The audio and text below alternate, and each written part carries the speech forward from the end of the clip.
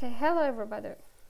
In this video tutorial, we're going to talk about message queues, and we're going to write a program which has two processes. The parent process creates an anonymous message queue and then sends message built from lines read on the standard input. And when the end of the file is detected, it sends a void chain and then waits for the termination of the child process. And the child process receives the messages and then counts the number of received bytes. Okay, now firstly we should understand that here we're gonna write three functions.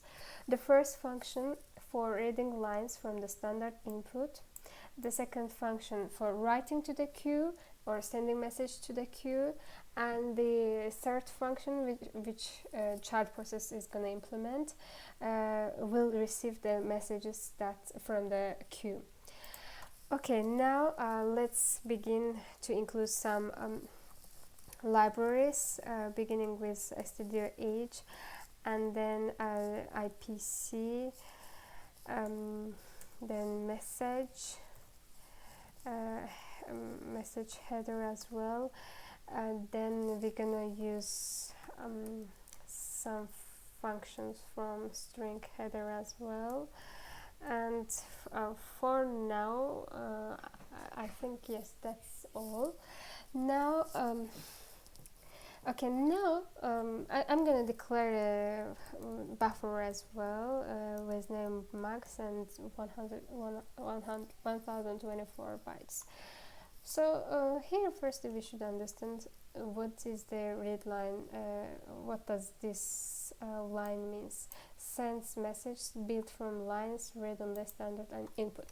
So we will have a function which is which I'm gonna call it readLine, and this readLine function is gonna read from the input and copy it into the message queue. Okay. But before that, yes, let's declare struct message as well. Struct for message buffer, and yeah, I'm gonna use here message type as integer, message type, and then message text static array, and it's gonna has maximum bytes here. Okay, now we can begin with a readLine function. So this function is going to read something from the input and copy it into the text, okay, and it's going to read n bytes from the input, standard input. So how I'm gonna use it in the writer function. So as you see, we will have writer and reader functions. So writer function will take the will use this readLine function in order to send some message, in order to send whatever has been entered by user from the standard input to the message queue. Okay, so that's why this and it is, if it is the end of the file, whenever user press Ctrl D, then whenever Ctrl D is returned, my function is gonna terminate. Okay, so as you understand, this readLine function gonna return us an integer which is eof, which is -1, has been defined as -1. So it's gonna return me integer, and I'm gonna return it, name it as readLine, and this readLine takes two parameters. One is the text, and the other one is the number of bytes that can be read from the standard input. So here I should put semicolon as well. So this is a prototype for my function, and I'm gonna write main function here. Okay. Now as we said, it's gonna read something from the standard input, and I will use fgets function here, and then I'm gonna declare a pointer to the string that has been entered by the user, and this is gonna be equal to fgets and then text and number of bytes and file string, which is standard input. So here fgets returns me the string, right?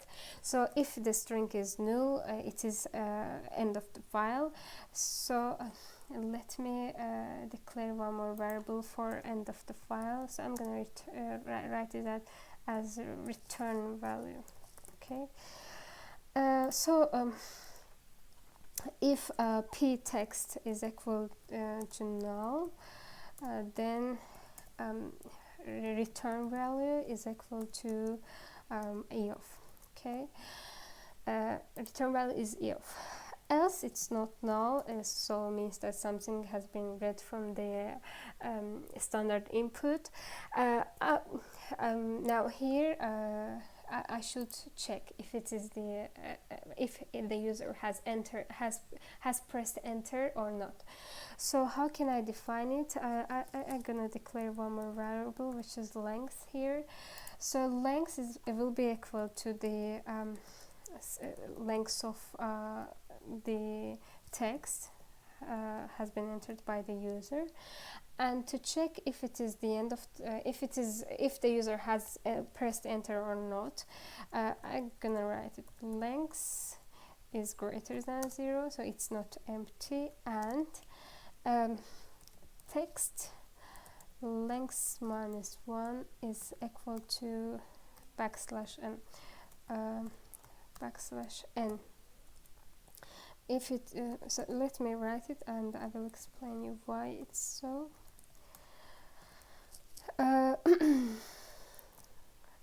So what I declare here, so if length is greater than 0 and if text length minus 1 is equal to a new line character, as fgets function reads new line as well, so it means that when you press something, when you write something and then you press enter, fgets function reads the new line character as well. Okay, and I want to mention that if the user has clicked end of file, then I assume that this is the end of the string. That's why I am replacing a new line character with end of the string here. Okay, and so in this case result return value isn't equal to eof. Okay, and then at the end I want the function return me the return value. Okay. I hope everything is clear for you now so far. Now let's go to the next function. The next function is the writer function, which writes into the message queue, and I'm gonna call it so as it doesn't do anything and it just sends some bytes to some data to the message queue, I declare it as void, and I'm gonna call it writer. Okay. Okay, it may not be the best name, but anyway, so it will take as a parameter only the message ID of the queue, and and then yes. So here the writer function will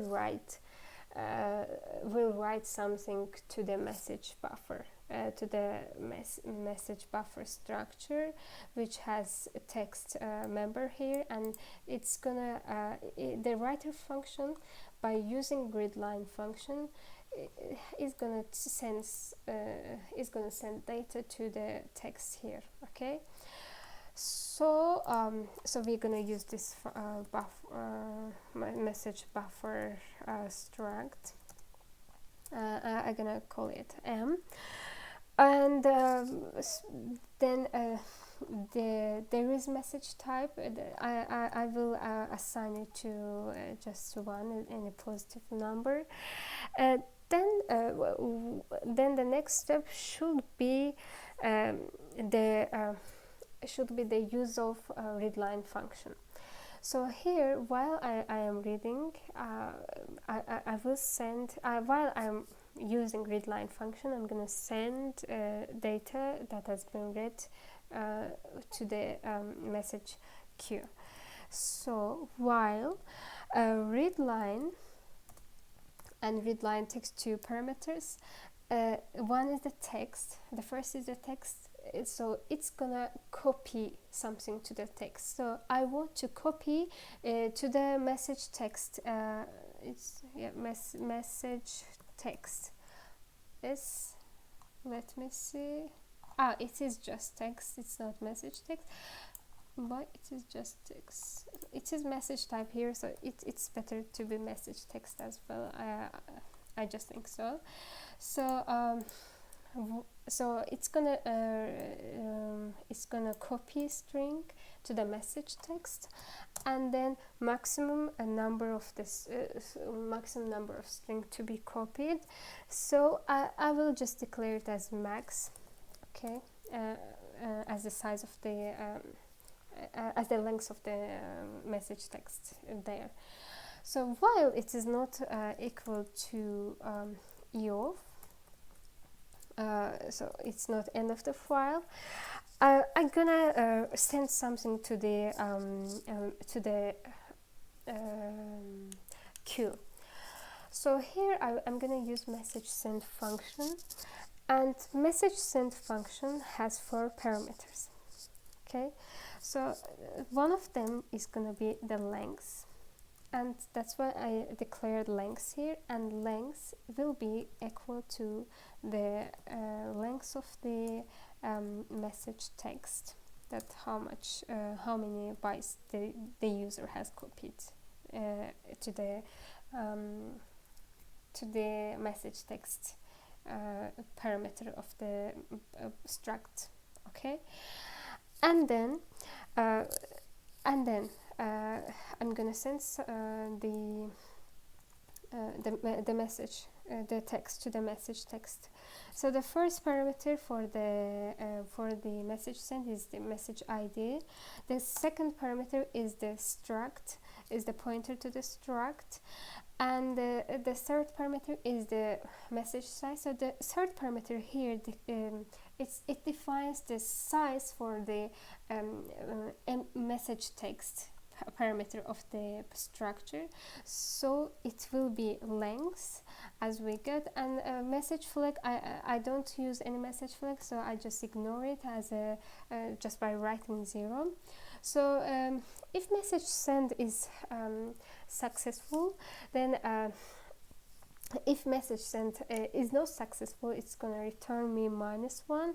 Otherwise, it's gonna return me the number of bytes that has been sent to the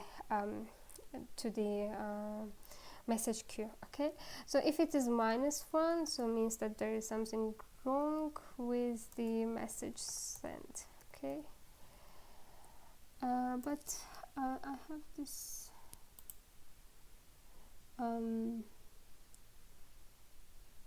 message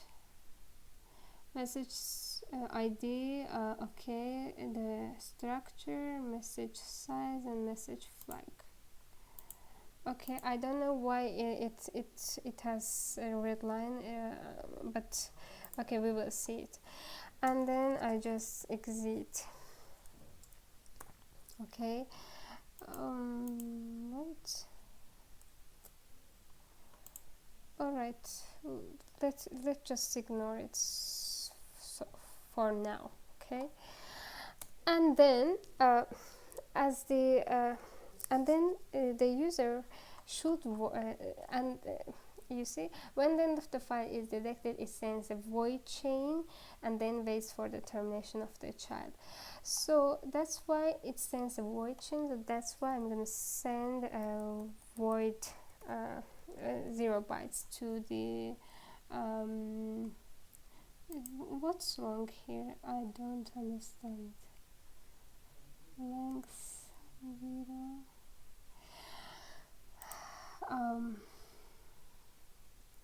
MSGs. Okay. Anyway, let's ignore it. So I'm gonna send the 0 bytes to the queue.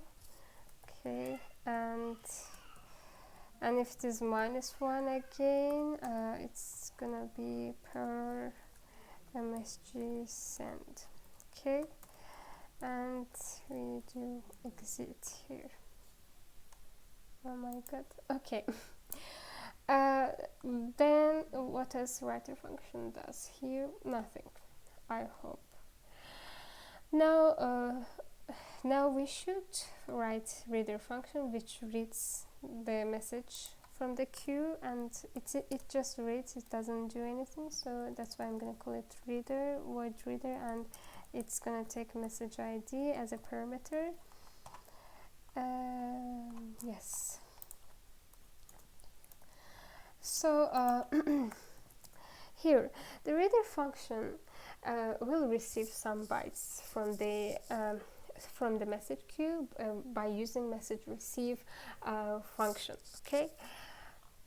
Yes. Okay.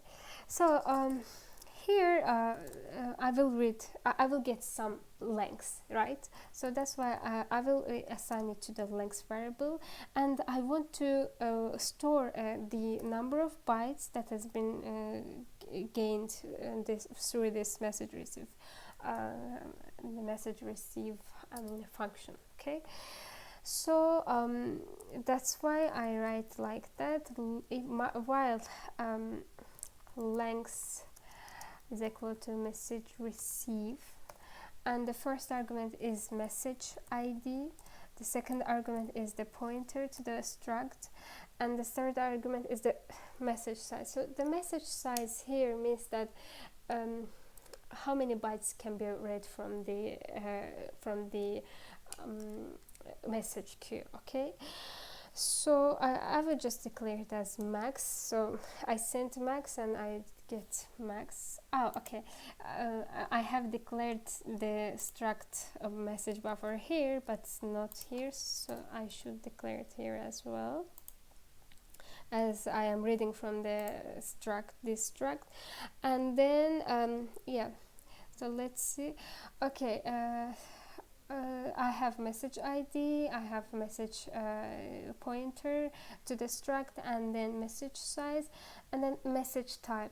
So the message type here means we're gonna write 0, so it means that it will read first message from the queue, and flag again is 0. So the queue is a regular queue, first in first out.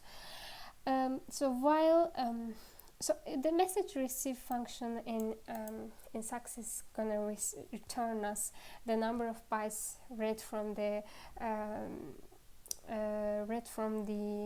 message queue. Okay, and it should be greater than 0. While it's greater than 0, it means that there is something to be read. I'm gonna add length to the n, but here I should initialize into 0. So n will hold the number of bytes, okay, for me. And if length is equal to -1, it means that there is something wrong with message receive function. Okay, and I write error. And if it is greater than 0, it's gonna read and add the number of bytes to the n here, and then I just want to print out the number of received number of bytes. Okay, is just n. All right. Oh my god. Anyway, now we have completed 3 functions. Now it's time to call them and to use them in the main function. Here, firstly, I should have message ID. Okay, and as I gonna use two processes, so it means that I'm gonna fork.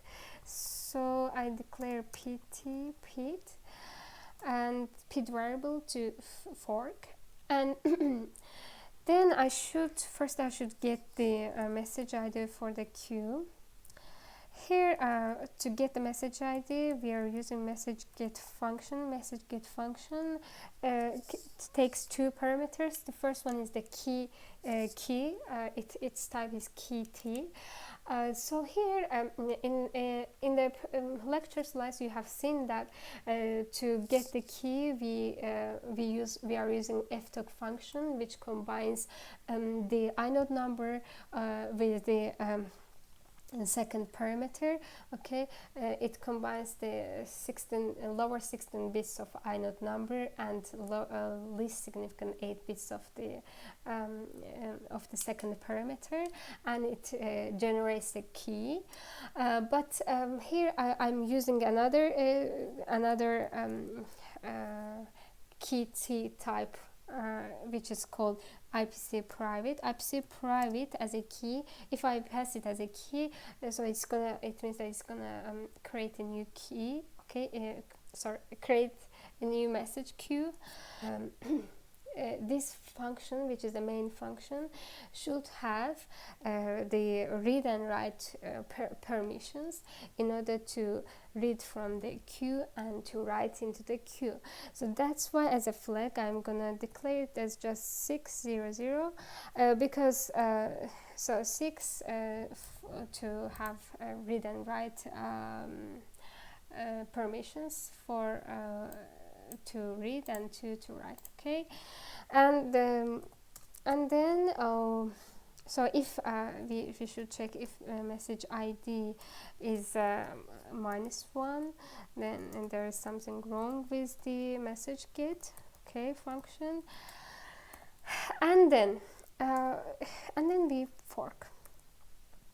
Okay, so here we fork and we switch pid, and if it is in case -1, so it is what's wrong here?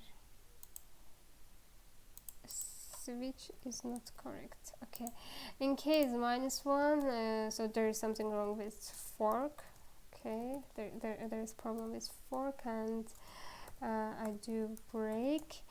And in case 0, means that it's a child process, and child process here is the reader, okay, which receives message. So I'm gonna call reader function here. Yes, reader, and as a parameter I'm gonna pass message ID, and then break. And default, it is a parent process, and parent process is the writer, and it's gonna take message ID as well, and then break. And then at the end we should delete the message queue as well by using message ctl function, which takes message ID as the first parameter, and then we're gonna use IPC remove ID in order to remove the message identifier, and then as a struct we don't use it, so I don't use this struct, so I just gonna pass null instead of it. So yeah, we completed that program, but here only we have the red line, so we're gonna see what's the problem. Now let's okay, for exit function I should include stdelete as well, and fork. Okay, so fork is gonna be in the unistd header, I guess. Alright, this is the problem. Oh my god, okay, I have used one echo here. Alright, now let's, okay, now I just gonna pass hey there, and receive number of bytes is 11, and then I press Ctrl D and it terminates. Hopefully this is clear for you about message queues, and the functions that we are using here are clear for you, and I see you in the next tutorial. Bye bye.